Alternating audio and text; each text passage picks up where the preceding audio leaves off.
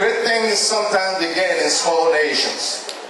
While great nations of the world that speak louder than others of gender equality, like the United States of America, France, China, Japan, Nigeria, Ghana, South Africa, and the rest, have yet to produce a female president, you have succeeded.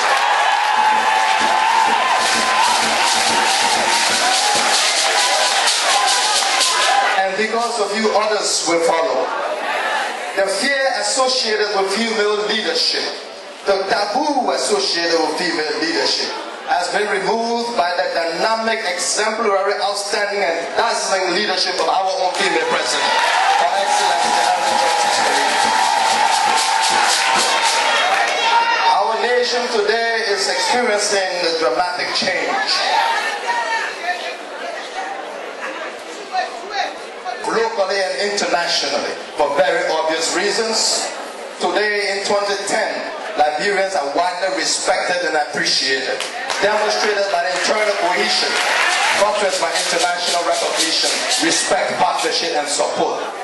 Well done, Madam President. Well done.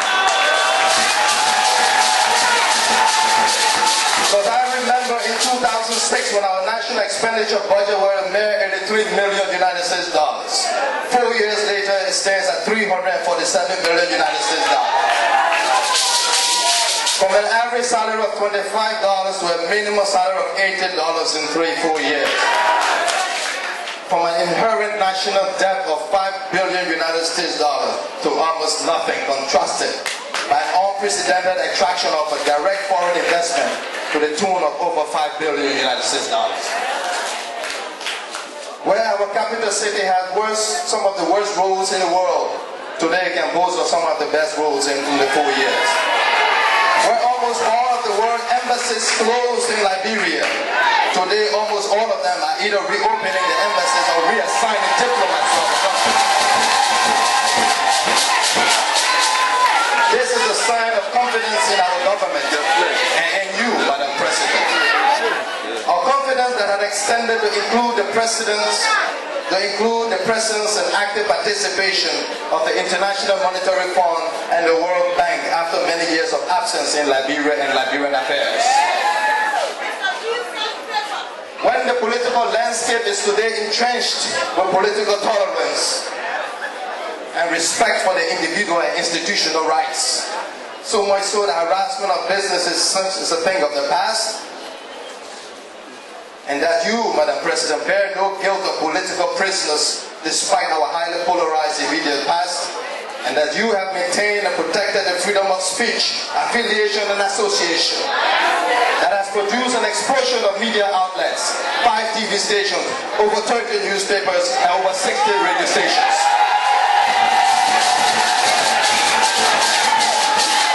And we have embarked on the construction of a multi-million ultra-modern complex of the University of Liberia Fender campus to be completed next month, or the reopening of the William V. Stockton College at the University of Maryland County with nearly 500 students currently studying various disciplines from engineering to nursing.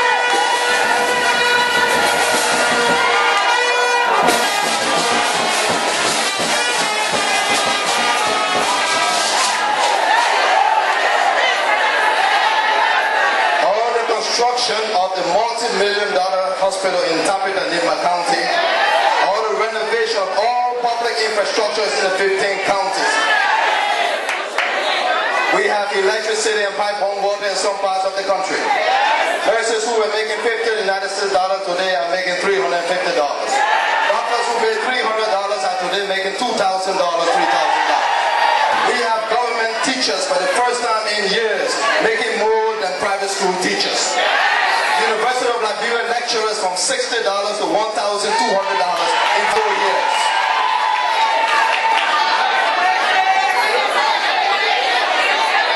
The University of Liberia budget of $450,000 to $7 million in 3-4 years. We have free and compulsory primary education. Our teacher training institutes have been reopened and functional, and hundreds of upgraded newly trained teachers. We have a new armed forces police, national army, immigration, and other security apparatus are now being trusted.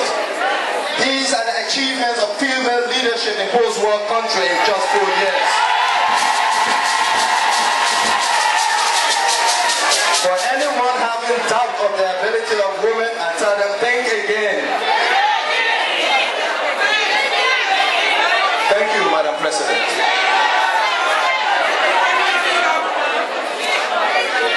Madam of the four corners of the earth, as she has distinguished herself amongst equals and stood tall to be the most recognized, the most appreciated, the most decorated, and the most commended, and by far the most popular African leader.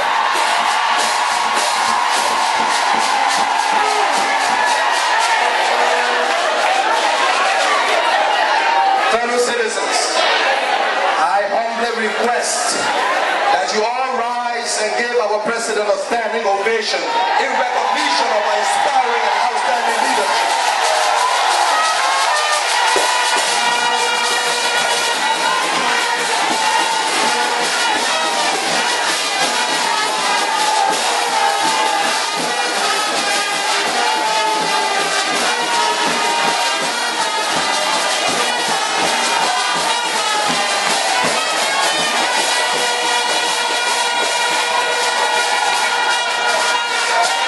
Thank you.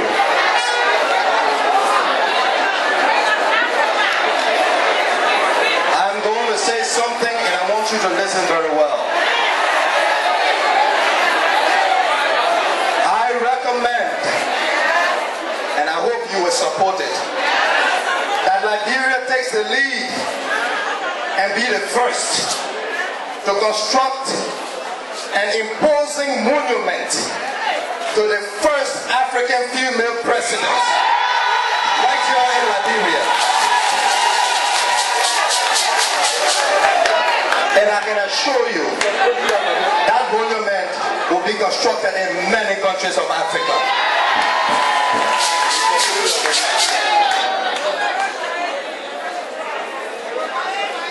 Or Special Representative of the Secretary General of the United Nations. Please clap for her. Also Deputy Representative of the Secretary General of the United Nations. Her Excellency Linda Thomas Greenfield, Ambassador of the United States of America. And all the other ambassadors here in Liberia. Our German ambassadors are female, Ivorian ambassador, Congolese ambassador, Sierra Leone ambassador. We must applaud these women.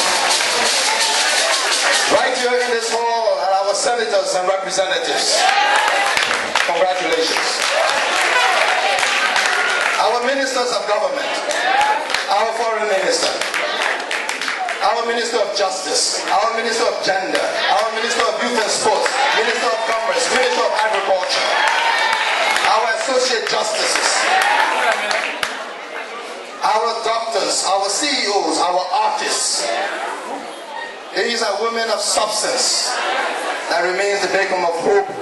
They are the guarantee that indeed women can succeed when given the equal rights and opportunities, and they can surely make the difference. I want to thank you for inviting me to share a few words and participate in the celebration of this day. I would like to leave you with a popular saying that you yourself invented in Liberia. Thank you very much.